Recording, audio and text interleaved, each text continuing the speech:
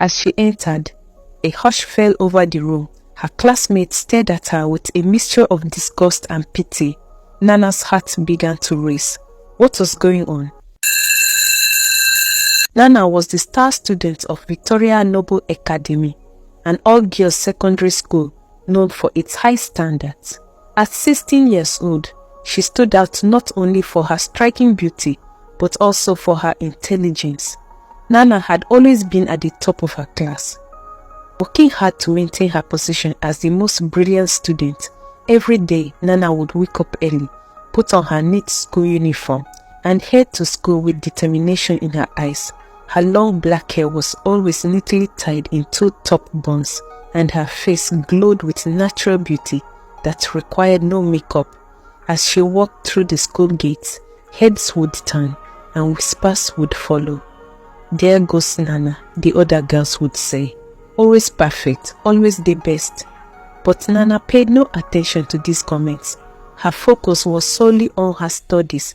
In class, she sat at the front, eagerly absorbing every word the teachers said.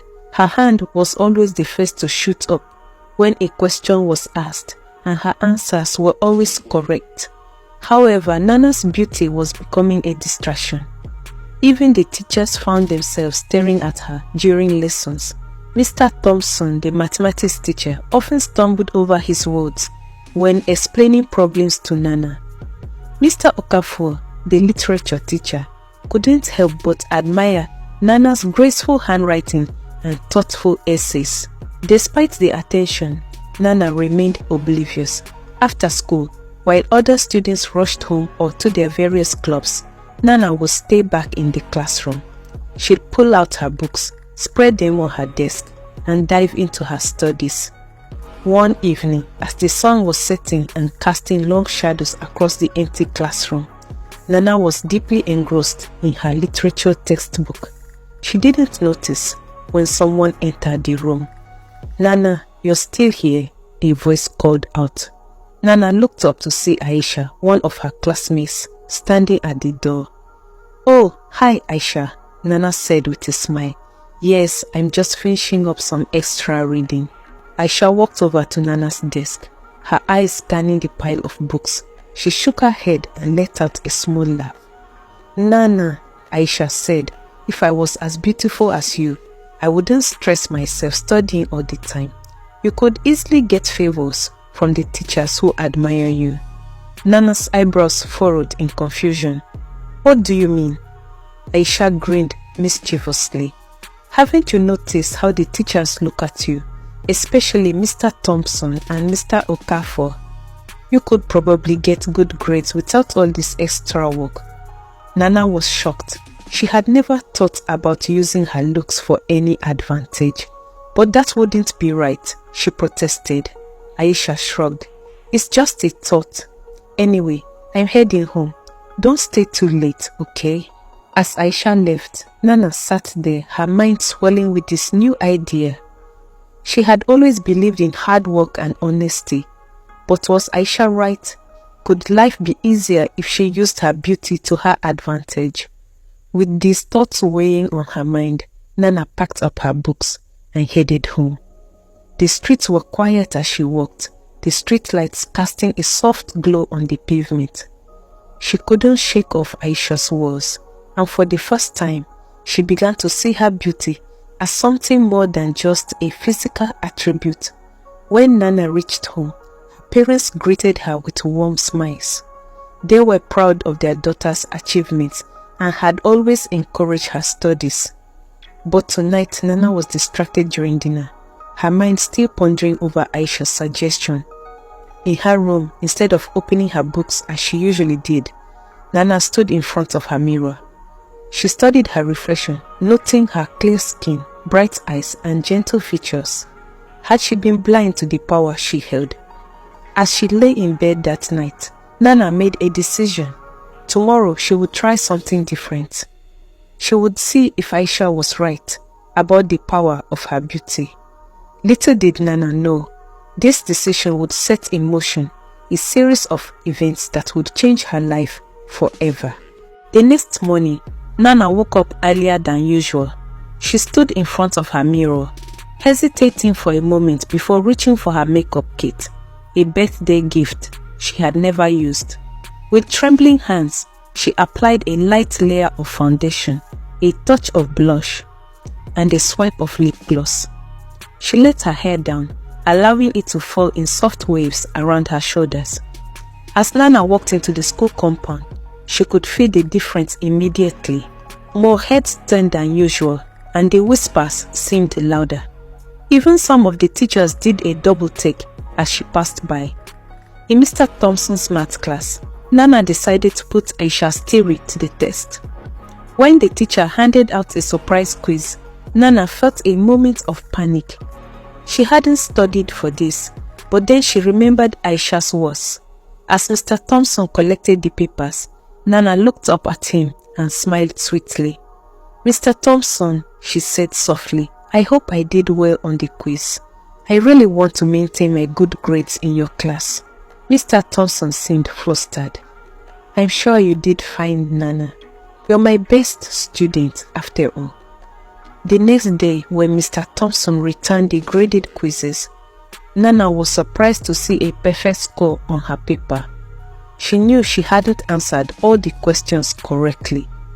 Could Aisha have been right? Encouraged by this, Nana tried the same approach with other teachers. A smile here, a kind word there, and suddenly she found herself getting good grades on tests she hadn't studied for. At first, it felt like a relief. She could finally get some rest instead of staying up all night studying. As the days passed, Nana found herself relying more and more on her looks. She studied less, confident that a smile or a flutter of her eyelashes would be enough to maintain her top position. And for a while it worked, but Nana didn't notice the growing resentment among her classmates. Girls who had once admired her now whispered behind her back. They saw how the teachers favored her, how she seemed to breeze through tests without the hard work they all put in. Aisha watched all of this with a mixture of satisfaction and jealousy. She had set this plan in motion, but she hadn't expected Nana to be so successful at it. As Nana's grades stayed high, while her study time decreased, Aisha's envy grew. One afternoon, as Nana was leaving school, she overheard two teachers talking in an empty classroom. She paused outside the door, listening. "Have you noticed how Nana's been acting lately?" It was Mr. Okafor's voice. "Yes, it's quite a change," replied Miss Thompson. "She seems to be using her charms more." "It's becoming a problem," Mr. Okafor said. "The other students are starting to complain. They think we're showing favoritism. Well, can you blame us?" Mr. Thompson chuckled. "She's a beautiful young woman, but you're right. We need to be careful. Maybe we can lure her to a hotel during the weekend. You know, deal with her outside the school premises." Nana's heart raced as she hurried away from the door. For the first time, she felt a twinge of guilt and fear. What had she gotten herself into? That night, Nana couldn't sleep. She tossed and turned, thinking about what she had heard. The teachers were noticing her behavior, and worse, they seemed to expect something in return for their favors. This wasn't what she had intended when she started this experiment. The next day at school, Nana felt uncomfortable under the gaze of her teachers. Every smile, every compliment now seemed loaded with expectation. She realized that she had opened a door she didn't know how to close. After school, Nana sought out Aisha. She found her friend lounging under a tree in the schoolyard, scrolling through her phone. "Aisha, I need to talk to you," Nana said, her voice trembling slightly. Aisha looked up, a sly smile on her face. "What's up, beauty queen? Enjoying your new life?" "I think I've made a mistake. The teachers, they're starting to want more than just smiles for the favors they're doing me." "What do you mean?" Aisha asked. "I overheard them talking," Nana explained. "They're expecting something from me. I don't know what to do. This has gone too far." Aisha was quiet for a moment. Then she leaned in close. Listen, Nana, you've come this far. Don't back out now. If the teachers want more, give them what they want. Nana recoiled in shock. What? No, I can't do that. Why not? Aisha pressed. It's just a little further. Think about all the benefits you've been getting. Do you want to give that up? No, Aisha.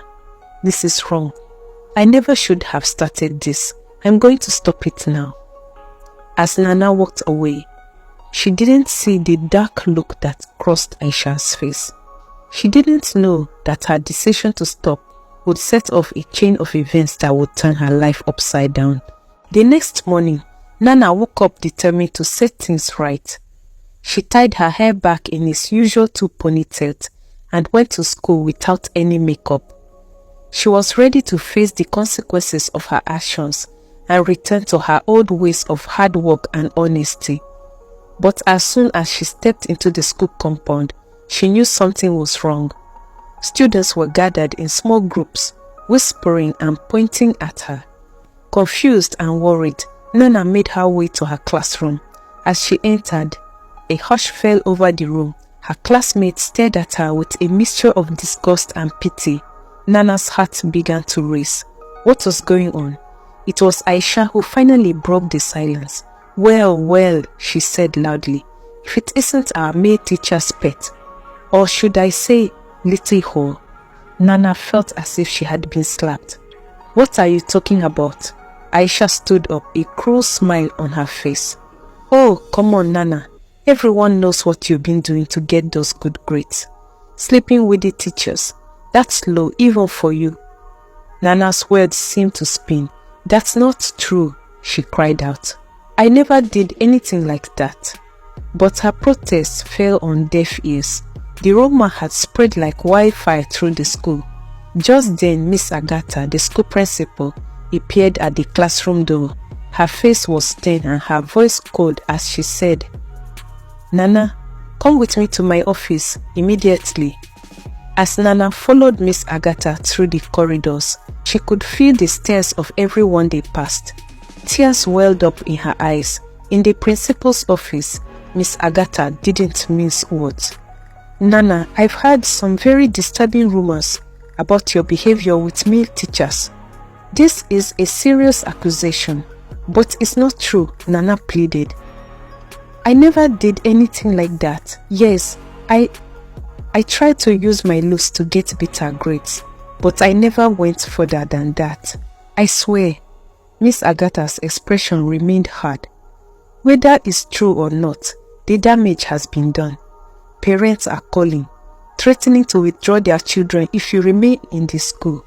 You've become a liability, Nana. Nana felt as if the floor had dropped out from under her. What? What does that mean? It means, Miss Agatha said with a sigh, that we have no choice but to expel you from Victoria Noble Academy. The words hit Nana like a physical blow. Expelled. Her perfect record, her dreams of graduating at the top of her class, all gone in an instant. As Nana left the principal's office, her world in shambles, she saw Aisha standing in the corridor, a triumphant smirk on her face. In that moment, Nana realized the full extent of her friend's betrayal. The next few days passed in a blur of tears and arguments. Nana's parents were devastated by the news of her expulsion. They didn't believe the rumors, but they were angry and disappointed that Nana had tried to use her looks for academic gain.